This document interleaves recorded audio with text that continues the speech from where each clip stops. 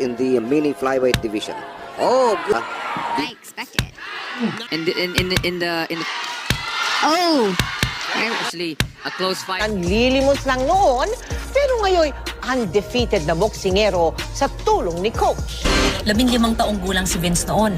Nanlilimos lang at pasilip-silip habang nag-iensayo si Manny Pacquiao sa gym. Ngayon, champion boxer na si Vince matapos masungkit ang WBO. Isa sa Pinoy top prospect ng flyweight division, ang ating kababayan na si Vince Paras. Isa sa hinahangaan ngayon dahil sa angking galing sa laban. Mas lalong nakilala si Paras dahil sa trending sa social media ang ginawa nitong pagyakap sa isang round girl. Makaraang manalo sa laban sa mas matangkad na Hapon sa undercard ng laban ng Casimero versus Ngitumba. Samantala sa kabila ng matagumpay na karera ngayon ni Vince Paras sa boxing ay lingid sa ating kaalaman. Ang hirap sa buhay ang pinagdaanan ni Vince Paras noong bata pa ito. Taong 2014 nang makilala ni Freddie Roach ang nooy ng lilimos at pasilip-silip na si Vince Paras at nanonood ng laban sa ensayo ni Manny Pacquiao na kanyang idolo sa General Santos City. May edad pa lang si Vince Paras noon na 15 taong gulang nang madiskubre ni Freddie Roach. Ang binatilong nanlilimos lang noon, pero ngayon undefeated na boksingero sa tulong ni coach. Masaya ang muling pagkikita ni na Coach Freddie Roach at ng batang boksingero na si Vince Paras kanina. March 2014 nang magkakilala sila sa General Santos City. 15 taong gulang si Vince noon. Nanlilimos lang at pasilip-silip habang nag-iensayo si Manny Pacquiao sa gym. Ngayon, champion boxer na si Vince matapos masungkit ang WBO. Dahil sa awa, tinulungan niya ito at inalagaan. Tinuruan ni Roach si Vince na maging mahusay na boksingero. He was a young man when I met him, and he was living on the streets, and I took care of him. We gave him new boxing gloves every time I came here and so forth, and he used them for a good thing. He had a rough life, but now everything's going really well, and he's winning championships. Taong 2015 nang pasukin ni Vince Paras ang professional boxing at dito hindi nagkamali si Roach sa pagtulong sa kanya dahil pinakita ni Paras ang kanyang galing na kung saan sunod-sunod ang kanyang naipanalo at ni-knockout dahil sa tagumpay ni Vince sa boxing at karangalan na binibigay sa ating bansa. Sa kabila ng mga pinagdaanang hirap sa buhay ay nakaabot ito kay Senator Rapi Tulfo, kaya naman pinatawag ito sa kanyang opisina para mabati ng personal at bukod dyan ay nag-abot na rin ng tulong pinansyal si Sir Rapi para sa kanyang pamilya. Samantala, taong 2018 nang mabigyan ng pagkakataon na mapalaban si Vince Paras sa isang world title shot kontra sa Japanese IBF World Minimum Weight Champion na si Hiroto Kyoguchi. Ngunit bigo si Vince na maagaw ang titulo na natapos by a 12-round unanimous decision. Dahil sa kanyang pagkatalo, ito ang naging inspirasyon para pagbutihin at bumalik ng malakas. Dahil dito ay naging sunod-sunod nga ang naipanalo ni Vince Paras hanggang sa kasalukuyan. May 13, 2023 nang harapin ni Vince Paras ang matangkad na Japanese fighter na si Ayumu Hanada na may record na 10 wins, 1 loss at 8 knockouts. Samantala sa laban ng dalawa ay dehado ang ating kababayan dahil sa tangkad at haba ng galamay ng Hapon. Sa pagsimula ng laban ay nahirapan si Vince Paras dahil sa haba ng galamay ng Hapon. Ngunit nagawang pasukin at patamaan ni Vince ang matangkad na Hapon. Move his head coming in there. And that needs to just keep his distance, use that jab, and that 1-2 punch that can hurt him. Hanada Power holding. in there. Coming up on a minute remaining in the very first round. Action pack. Both guys trying to tee off with his hands up, you know. He had the high guard going. Than I expected. Nice connection. I love how... Now asking him to stand and bang. And Hanada is coming in. He wants to do it too. Got hit. Sometimes that's the preconceived notion with long and lengthy fighters from the outside. But no, Hanada says, I'm willing to trade if you are. Yes. So do you want them to be a little smarter, or what do you want to see now in the second round? I would want them, especially with the fact that they're both punches when it's available, not just throwing it just to throw it. Make sure it's effective. Nice body shots. Coming up on a minute remaining now. Paras is not letting him breathe. Which is what you want. 10-second warning in this round. Now, when you're throwing a lot of body shots, guess what? You're going to start dropping that hand, and then that opens up the headshots for Paras. Bouts scheduled for 8. They're dead. And so both guys are just going for it. Nice by Paras. And in the physical aspect, Paras Into Hanada, who is more of a quicker guy. Oh, nice body, head, body. Very good. Nice one by Paras. Another one by Good Paras. overhand. But like I said, after a couple body shots, it opens up the head shots. And I think this is why, Hanada also is just going for it as well, for a counter. Paras trying to go for the body, making those hands drop. 40 seconds remaining in round number 3. Oh, look at Hanada. He's just letting him hit. But Paras says, I don't mind, let's go. It's Paras because this is an inside fight. Paras is a shorter guy, and therefore it's his advantage into this fight. 2.5 remaining in round number 4.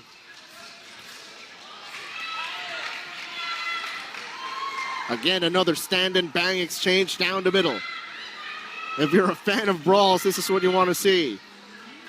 Again, I wasn't expecting him to come in this close to Paras. I thought Both fighters just, oh, big shot there by Paras. in round 1 and 2 starts to take a toll. Oh! Stuns Hanada. Oh, Hanada a little glassy there, trying to fight his way back. His legs were very, thought it was coming. Nice body shot from Hanada. I think the jab previous round, and that's where the overhand was able to land, the hook was able to land because of that jab that Paras, desperation or just feeling the cost, the danger. Good body shot. See, that's the remedy when you get a guy who's Hanada has the same or similar body style that getting hurt in the body. Yeah. And let's remember, Again, guys, like Rachel was saying, if he doesn't need to be, needs to take his feet with him and not reach. For Hanada. Oh, big shot by Nice Paras. over right. that was a very good set. Oh, big bombs. Oh, both guys. The heart of Vince Paras firing right back. Overhand Both right. Oh, That's connects. 3. 3 landed. But look at Hanada standing there and taking it. And the thing is, when you're out in the later rounds, even though you're getting hit, the power is not as dominating as it Oh, Hanada getting hit now. slowed down a little bit. Oh, that was an overhand is perfect for the take, set it up with the jab. Give it all you got, especially a close fight like this one. Both guys getting hurt, both guys landing punches. And I think Paras just wants to win convincingly. And I think he's doing a good job. And Hanada is trying to set up his own things.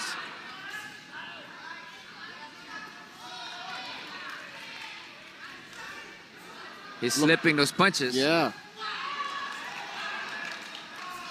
Definitely more activity for Paras. To just kind of step up a little bit. Good one, too. Rachel, you can see Paras now trying to look for an angle, dancing around much more. And into angles that are punch ready for. Yeah, both guys are putting their hearts in there, and you can see how big of the hearts that they have. Oh, big shot. That was a big straight coming from Paras. Now, Rachel, you have to take a look at the quality of punches. And I think that might sway the judges a lot because he is... Very aggressive. 10-second warning. The final round. Oh, big shot. Paras. Another one by Paras. What an end. What a finish. Panalo si Vince Paras by 8th round unanimous decision. Dahil sa pagkapanalo at tuwa nito ay napayakap si Vince sa isang round girl. Matapos ang 5 buwan ay dumayo si Vince Paras sa bansang Japan na kung saan hinarap niya rito ang Japanese fighter na si Kai Ishizawa na may record na 11 wins, 2 losses at 10 knockouts. Habang si Vince Paras ay may record na 19 wins, 2 losses at 15 knockouts. Samantala may isang Pinoy na ang pinatulog ng Hapon na ito na si Jessiber Abside na tinalo via 5th round knockout. Sa laban ng dalawa ay malakas din ang Hapon at masipag bumato ng suntok, ngunit maganda ang pinakitang galawan ni Paras at masipag din bumitaw ng mga kombinasyon. Ayan ang bakal. Kunat to tested na panood yung mga laban dito mga boss. Bumitaw ng mga suntok mga boss. Mahusay din sa depensa. Yun. Dapat nga ng mga bossing. Nice 1-2. Tamang pagparas. Round number 2. Another one. Pag nagawang mga bossing ay mas mataas pa ito sa major sanctioning body. Ay, sipag mo para suntok eh. Boss, round number 3. Mga boss, ang score natin ay unofficial at yun lang. Grabing sipag ni Paras bumitaw ng mga suntok mga boss.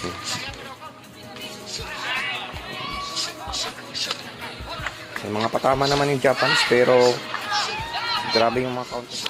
Yung aggressive. Nice.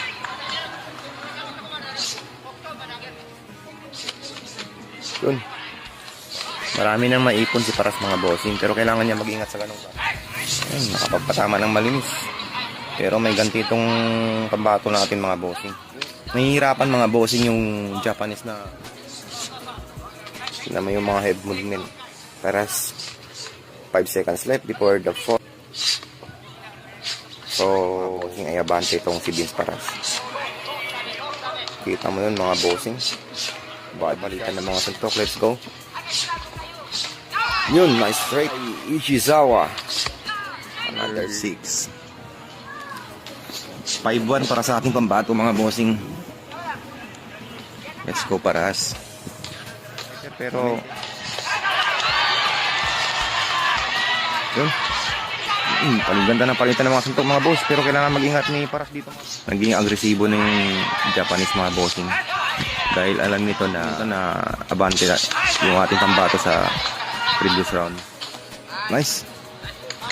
Nice 1-2 kaming pampapak ang Paras.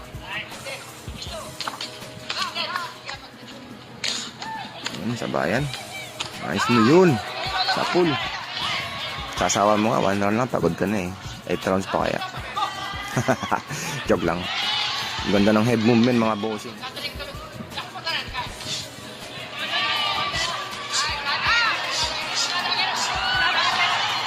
Yun, ganda ng palitan mga boss. Bawi. Umatras yung Japanese mga bossing. Grabe itong si Paras. Tapang. Let's go. Parang last round. Round lang ito mga bossing. Para makuha yung 1 minute left. Nice body shot. Nice 1-2 coming from Paras to the head of Japanese fighter. Another one. Nice. Feeling ko 5-3 score. 10 seconds left. Yun. Idol Paras. Gabe. Sipag gunito ng mga suntok. Panalo si Vince Paras via 8-round split decision. Anong masasabi mo sa naging laban ng ating kababayan? At hanggang sa muli mga kaboksing, paki-like at subscribe na rin para sa ganitong mga laban. Maraming salamat po.